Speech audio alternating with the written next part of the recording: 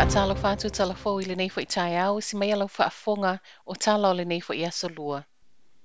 Pe ama le masina a toa talo na whaialo tu I o le koviti, whaato a mata o na mauti noa lo na o ngā. O le sawa le reporti o le tangata whai ngā wenga I lunga o waalele le e New Zealand, na iaso whaato a umo na whailona tui mua mua. Ua sa wai ma le fesili, I le mawhai e te e atuai e le vai la au le nei le vai rusi. O lo te ina le soifua malolo ina tala, wa lao na maua lea tangata whai ngā luenga le vai rusi o no le tui. Mo le mawai Helen Pitosas Harris o se tasi o tangata sue whaapitoa, e le vave o na pui pui a mai le ulu ai tui, e umi se taimi, ma ua saunoi Helen, po o le whāwa yaso e mai ai le ulu ai tui, wa uma fo I leo na whai o le tui lo na lua, whaato a mauti noa ua ulu le leile vai la au e te e atua I le siama. O le aso lua walu o Februari, le ana tau nu umai mai a pani, le atangata whai ngā luenga I lungo wa lele. Ai aso tolu o mati, whai alo na tui pui pui. Wha aso muli muli ane, ai maua loa ua wha amaonia lo na siaki o le koviti. E se mai le umi wha ato a o ngā le tui. Ua salalau mai ai mal popo lenga o tangata sue wha apitoa I le tūlanga e le o wha anofo I se ai nei tangata ngā lulue. E tu sama saunoanga le so upo le kamupani wa lele, e le o yaini ai ngā mai le soifua malolo ina o wha malo si ai, le tatau na wha anofo e seo nei tangata ngā lulue peitai e na o siaki o lo o tatau na whaia. Walu te si male 5 miliona isi tui o le koviti a New Zealand, le tu ai ngā Pfizer BioNTech ua toe whaatau ina mai e le malo. O le isi uta le nei, o le awha aso o ai tu ingo le koviti mo New Zealand atoa.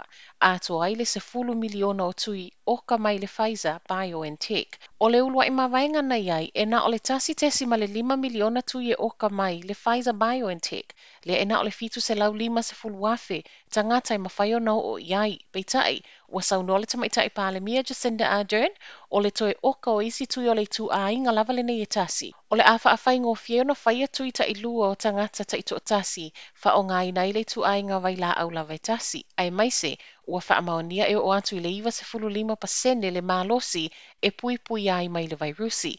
E se mai le wa aia pui pui a tangata New Zealand, ua wha iloa le minstall koviti Chris Hipkins, o lo whaia nei fo I feuta na inga e wha mea lo whātu I atu moto le Pasifika, ma isi atu no utawa tia e tui wha asili. Ai ise wa inga le wha asolonga o tui o lo whaia il taimi nei, be tu sama le 50 wafe, tangata o a ingo I lato e ngā luloi tua oi o lea ua mai a whaia o lato tui, ma e le o tui mamau o mai le wha asolonga isi tangata ngā luloi o le soifua maloloina, e le o whea ngai ma tangata mai fafo. O tui ale Pfizer BioNTech, e taunga ta atu nei lo isi tui na sila I ai le malo.